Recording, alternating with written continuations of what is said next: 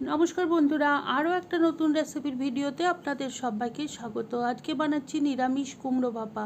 এটা খেতে যেমন অসাধারণ, তেমনি এই গরমে যখন রান্নাঘরে থাকতেই আমাদের কষ্ট হচ্ছে, তখন এটা খুব কম সময়ে তৈরি হয়ে যাবে। তো আসুন দেখে নিই রেসিপিটা। এই জন্য নিয়েছি 500 গ্রাম কুমড়ো, এরকম পাতলা পাতলা করে কেটে নিয়েছি।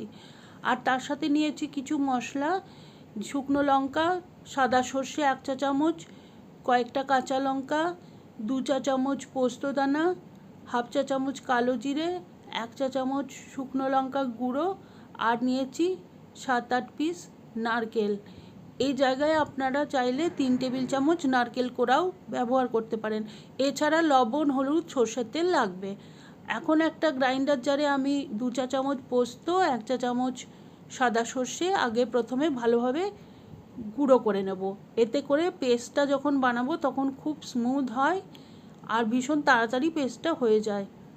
তো আমি গুঁড়ো করে নিয়েছি। আর এই জিনিসগুলো বাজার থেকে কিনে আনার পরে আমি ভালো করে ধুয়ে শুকিয়ে রেখেছি, তাই জন্য এখন আর ধোয়ার দরকার হলো না।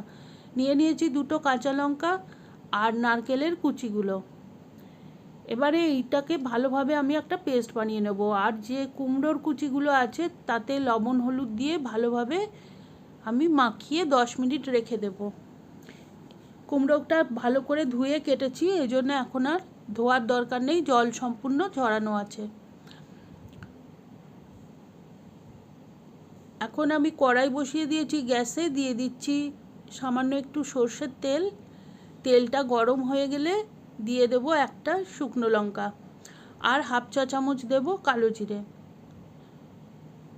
কালো জিরে আর শুকনো লঙ্কা ভাজা হয়ে সুন্দর গন্ধ বেরিয়ে গেলে আমি কুমড়োর পিসগুলো দিয়ে দেব। আর ভালোভাবে এটাকে ভেজে নেব। কুমড়োটা নরম হয়ে যাওয়া পর্যন্ত ভাজতে হবে। আর এইটুকু সময়ই আমাদের এখানে উনুনের ধারে কাজ করতে হবে। দেখুন, এটা কুমড়ো খুব সহজেই নরম হয়ে যায়। তো আমার এইটা ভাজা হয়ে গেছে, কুমড়ো একদম নরম হয়ে গেছে। গ্যাসটা অফ করে দিয়েছি। আর এখন একটা টিফিন বক্স নিয়ে তার মধ্যে দিচ্ছি সর্ষে, পোস্ত, কাঁচা লঙ্কা আর নারকেলের পেস্টটা।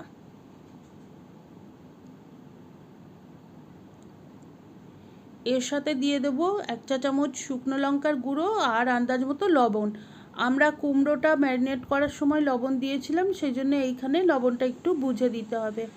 আর একটুখানি এখানে চিনি দেওয়া যেতে পারে, আমি চিনি দিইনি, তবে নিরামিষ রান্নায় একটুখানি চিনি এই রান্নায় ভালোই লাগবে।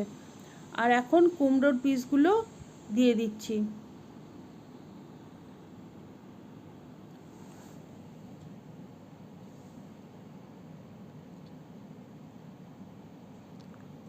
সমস্ত কুমড়োর পিসগুলো দেওয়া হয়ে গেছে। এখন মশলার সাথে ভালোভাবে এটাকে মেখে নেব।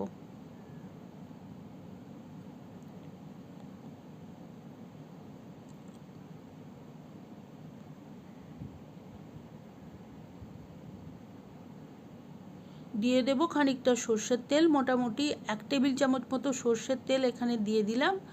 আর তারপরে উপর থেকে 4টে চেরা কাঁচা লঙ্কা সাজিয়ে দিচ্ছি। এই কাঁচা লঙ্কাটা ঝাল করবে না তরকারিটা, শুধুমাত্র কাঁচা লঙ্কার একটা সুন্দর ফ্লেভার আসবে।